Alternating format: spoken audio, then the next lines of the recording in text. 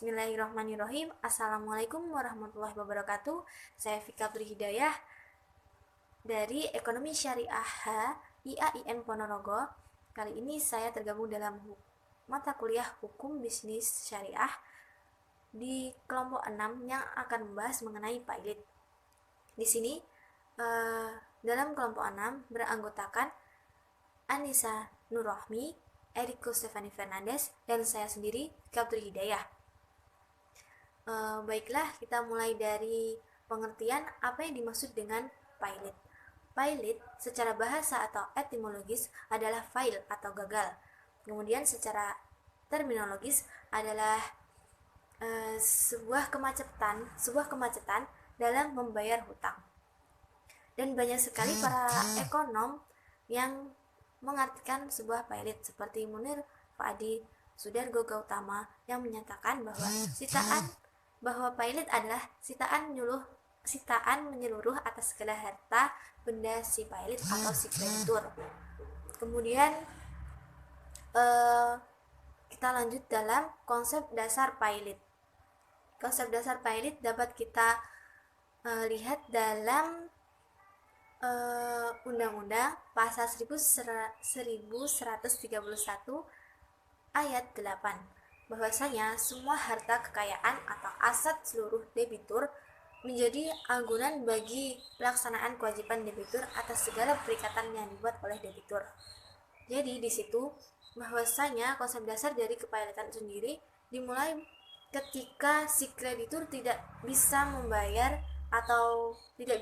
hutang atau tidak bisa melunasi hutangnya secara sesuai kesepakatan dari debitur dan juga kreditur.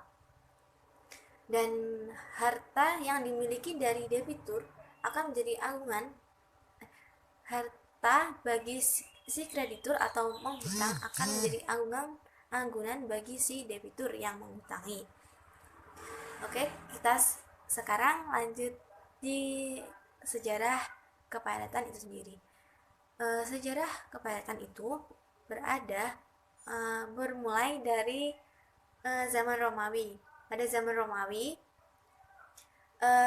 ketika seorang tidak bisa membayar hutang atau mengalami kepilotan, pada zaman Romawi itu akan mendapatkan perlakuan fisik atau kekerasan yang tidak manusiawi, seperti kerja paksa, kemudian diperbudak, dan kekerasan fisik yang lainnya.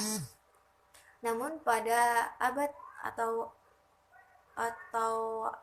abad kedua Masehi, perbudakan itu dihapuskan.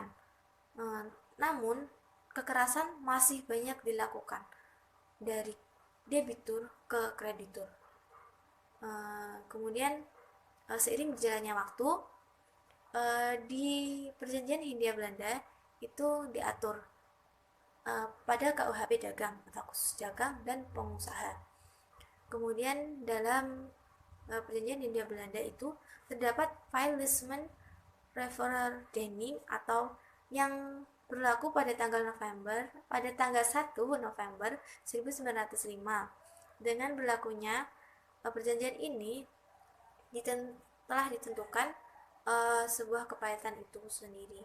Kemudian sekarang dalam hukum di Indonesia itu kepilotan terdapat dibahas dalam Perpu nomor 1 tahun 1998 yang kemudian diganti dengan UU nomor 4 yang masih dengan tahun yang sama, yaitu 1998. Kemudian diubah lagi atau diganti lagi terdapat dalam UU nomor 37 tahun 2004 tentang kepilotan dan PKPU yang mulai berlaku pada tanggal 18 Oktober 2004 hingga sekarang. Sekian dari saya, sedikit bab mengenai kepilotan yang dan bab selanjutnya akan dibahas oleh rekan saya, yaitu Anissa Nurrohmi dan juga Eriko Stefani Fernandes. Assalamualaikum warahmatullahi wabarakatuh. Saya Anissa Nurrohmi. Di sini saya akan melanjutkan mengenai sumber hukum kepailitan. Yang pertama yaitu KUH Perdata, yang kedua Undang-Undang Nomor 37 Tahun 2004 tentang Kepailitan dan PKPU, yang ketiga KUH Pidana, dan yang keempat Undang-Undang Nomor 40 Tahun 2007 tentang PT. Selanjutnya, asas-asas kepailitan. Yang pertama, keseimbangan. Undang-undang ini mengatur beberapa ketentuan yang merupakan perwujudan dari asas keseimbangan. Di satu pihak, terdapat ketentuan yang dapat mencegah terjadinya penyalahgunaan pranata dan lembaga kepailitan oleh debitur yang tidak jujur. Di lain pihak, terdapat ketentuan yang dapat mencegah terjadinya penyalahgunaan pranata dan lembaga kepailitan oleh kreditur yang tidak beretikat baik. Yaitu yang kedua, asas kelangsungan usaha. Dalam Undang-Undang Kepailitan dan PKPU terdapat ketentuan yang memungkinkan perusahaan debitur yang prospektif tetap dilangsungkan. Yang ketiga, asas keadilan. Dalam kepailitan, asas keadilan mengandung pengertian bahwa ketentuan mengenai kepailitan dapat memenuhi rasa keadilan bagi para pihak yang berkepentingan. Asas keadilan ini untuk mencegah terjadinya kesewenang-wenangan pihak penagih yang mengusahakan pembayaran atas tagihan masing-masing terhadap debitur dengan tidak memperdulikan kreditur lainnya. Dan yang terakhir, asas integritas. Dalam Undang-Undang Kepailitan dan PKPU mengandung pengertian bahwa sistem hukum formil dan hukum materialnya merupakan satu kesatuan yang utuh dari sistem hukum perdata dan hukum acara perdata nasional. Selanjutnya, tujuan kepailitan yaitu meliputi pembagian yang sama harta debitur kepada kreditur. Kedua, mencegah debitur merugikan kreditur. Yang ketiga, melindungi debitur yang beretikat baik. Lalu yang dapat mengajukan kepailitan antara lain debitur yang bersangkutan, lalu kreditur, kejaksaan, Bank Indonesia, Bapepam, dan Menteri Keuangan. Dan yang dapat dimohonkan pailit yaitu antara lain manusia dan badan usaha seperti firma dan CV, kemudian badan hukum seperti PT, yayasan, koperasi, dan lain-lain. Dan yang ketiga, harta warisan yang terdapat pada pasal 207 sampai 211 Undang-Undang Kepailitan dan PKPU 2004. Selanjutnya yaitu mengenai tentang syarat kepailitan, dan syarat tersebut adalah yang pertama, debitur memiliki 2 atau lebih kreditur. Lalu yang kedua, tidak mampu membayar lunas hutang yang jatuh tempo dan dapat ditagih. Kemudian pembahasan berikutnya adalah akibat hukum kepailitan.